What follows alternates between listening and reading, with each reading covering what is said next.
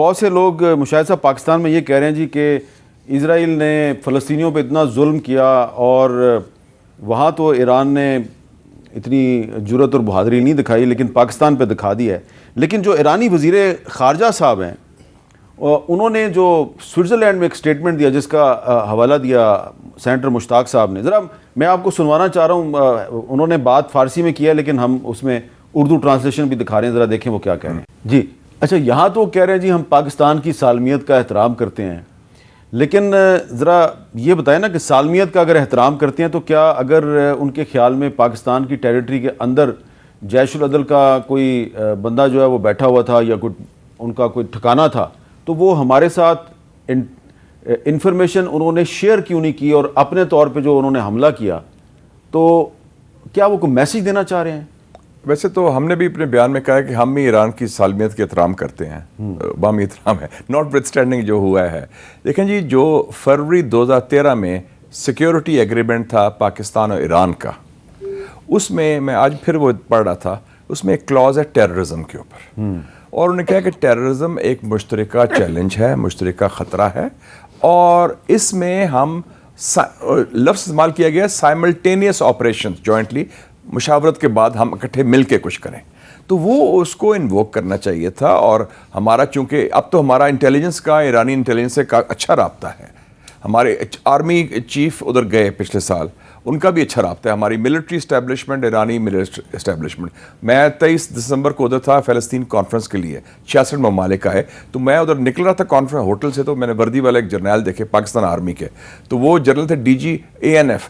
मैं कहा ये आप कैसे कहते हैं, हम बड़ा अच्छा तावन चल रहा है, एंटी नारकोटिक्स फोर्स। तो ये जो बॉर्डर मैनेजमेंट जिसका डॉक्टर मलिया लोधी ने मेंशन किया, उस पर काफ़ी पेशरफ्त हुई थी, और बल्कि अब ये भी फैसला हो गया था कि 2 पाकिस्तान के सिक्योरिटी लोग ज़ायदान में होंगे स्टेशन, और 2 लोग उनके ईरानी सिक्योरिटी के ताफ्तान में होंगे, ताकि क्विक बॉर्डर कोऑर्डिनेशन। और आपको पता है कि हमारे गवर्नर सिंध, हाँ, वो उधर पहुंचे, डेलीगेशन लेके चाबहार पहुंचे थे, वो चाबहार बैठे हुए थे जब उन्होंने हमला कर दिया। और आपको पता है कि कल तो वो पाकिस्तान नेवी और ईरानी नेवी का मुश्तरका एक्सरसाइज हो रही थी, और आपने देखा कि उनके ये जो फॉरेन मिनिस्टर हैं, प्राइम मिनिस्टर से बड़ी खुशगवार मुलाकात हुई, उसके 2 घंटे बाद वो सारा ऑपरेशन हुआ। गालिबन उनको मालूम नहीं था, क्योंकि इतनी खुशगवार मुलाकात शायद ना होती अगर तो कहीं ईरान में तो ये प्रॉब्लम नहीं है। ईरान में भी एक एस्टेब्लिशमेंट है, और उस एस्टेब्लिशमेंट में डीप स्टेट है। अच्छा। और डीप स्टेट है रेवोल्यूशनरी गार्ड्स। हाँ। वो कासिम सुलेमानी जो था, वो रेबर के बाद he was the second most powerful man.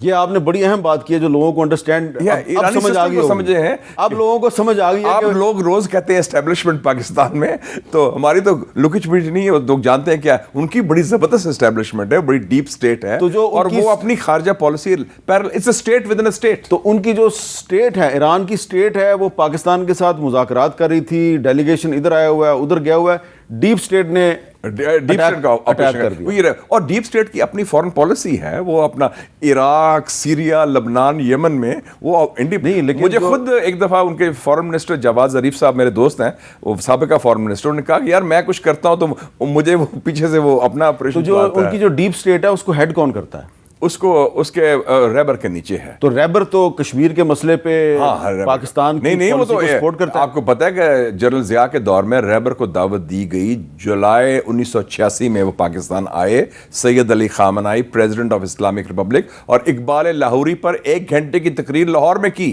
अच्छा। और मुझे याद है उसके जनरल ज़िया ने मुझे बताया, मैं मुस्लिम का एडिटर था, कि हमें तो अमेरिकनों ने कहा था, जॉर्ज बुश का बाप आया था 84 में, कि आप ईरान के खिलाफ सेकंड फ्रंट खोल दें, डिस्टेबल। उन्होंने कहा हम हरगिज़ नहीं कर सकते, हालांकि कितनी कुर्बत थी हमारी। और मैं ये भी बताता चलूं कि 87 में ईरान ने हिट स्क्वाड भेजा पाकिस्तान, कराची में मुजाहिदीन खल के कुछ लोग थे कराची में स्टेशन, इन्होंने 2 टीमें भेजी 6-6 लोगों के, उन्होंने उनको फड़काया, हमने उनको पकड़ लिया, और जनरल ज़िया ने कहा कि नहीं, ये इसको खामोशी से वापस भेज दें, क्योंकि हम ईरान के साथ ताल्लुकात ख़राब नहीं करना चाहते। हालांकि उसको ईरान इराक की जंग हो रही थी, हमारे सऊदी अरेबिया से अपनी कुर्बत थी, हम सो कॉल्ड अफगान जिहाद का हिस्सा भी थे, तो ईरान के लिए हमारे इतना। और आपको पता है 2008 में अब्दुल हमीद रिगी को पीपल्स पार्टी का दौर था, 13 बंदे के समेत हमने हैंड ओवर किया ईरान को, उन्होंने ट्रायल के बाद फांसी भी दी, और वो ये जंदुला का हेड था जो, हाँ